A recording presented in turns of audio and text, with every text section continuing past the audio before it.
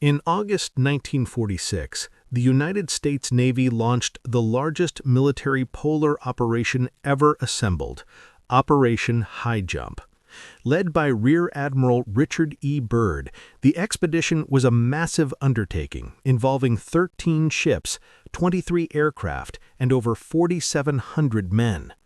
The official mandate was clear and comprehensive: conduct aerial photographic surveys of the Antarctic coastline, establish a permanent base of operations known as Little America 4, and carry out cold weather testing of military equipment and personnel. The mission was scheduled to last between 6 and 8 months, a time frame consistent with the logistical demands of such a vast operation. However, the reality of the expedition's timeline was starkly different. On February 1947, just 8 weeks and 3 days after operations began, the entire fleet reversed course and headed home. This early return was not the result of completed objectives or a natural end to the season. The official explanation cited deteriorating weather conditions and the approach of the Antarctic autumn. While these environmental factors are genuine dangers in the polar regions, the explanation falters under scrutiny. The arrival of the Antarctic autumn in February is a predictable seasonal event, not a sudden surprise. For a fleet of this scale, staffed with veteran navigators, to abandon a 6-month mission less than a quarter of the way through due to a known seasonal change suggests that the official record is at the very least incomplete. The aftermath of the return was marked by a curious silence. Despite Admiral Byrd's status as a celebrated national hero and a decorated explorer, there was no sustained national press coverage regarding the abrupt end of the mission. No congressional inquiry followed, and no formal examination of the expedition's findings was made public. The story simply moved through the news cycle and disappeared. Yet in March 1947, while in South America, Byrd gave a cryptic interview to the Chilean newspaper El Mercurio.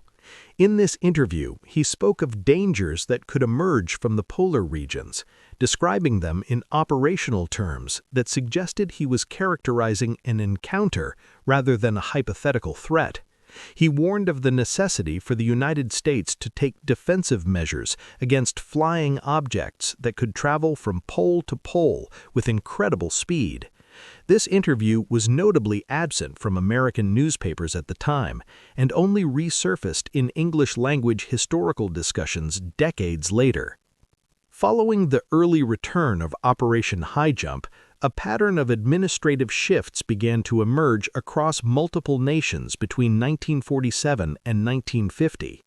Without a single coordinating event or public treaty, the United States, the Soviet Union, Canada, Norway, and Denmark all implemented similar frameworks for restricting access to specific polar coordinates.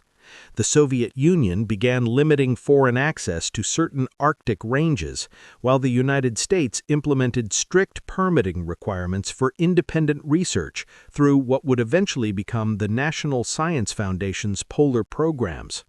These separate national governments, operating through independent systems, arrived at the same functional outcome: the restriction of independent inquiry into specific categories of polar data.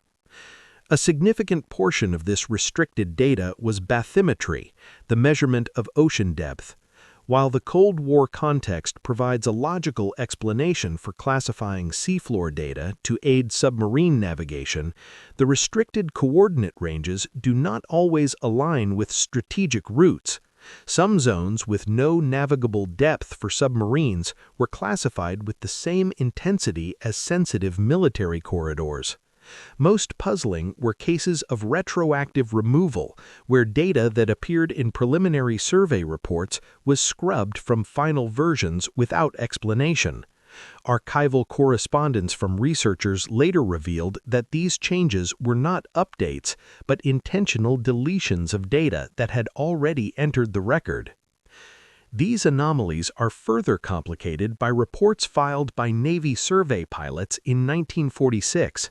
Multiple independent reports described unusual polynyas, areas of open water kept ice-free by currents, within the Arctic basin. However, these were not typical natural phenomena. Pilots reported seeing stone formations beneath the water that were inconsistent with known seafloor geology, using language like unusual structural regularity. These reports were filed by personnel from different commands who had never met, yet they reached for the same non-standard terminology to describe what they saw. Within 3 years of these filings, the coordinates mentioned in the reports were placed under restricted access. The culmination of this era of polar secrecy was the Antarctic Treaty of 1959, signed by 12 nations, including the United States and the Soviet Union. The treaty designated Antarctica as a zone of peace, prohibiting military activity and nuclear testing. While history frames this as a triumph of scientific diplomacy during the International Geophysical Year, one provision stands out: the right of mutual inspection.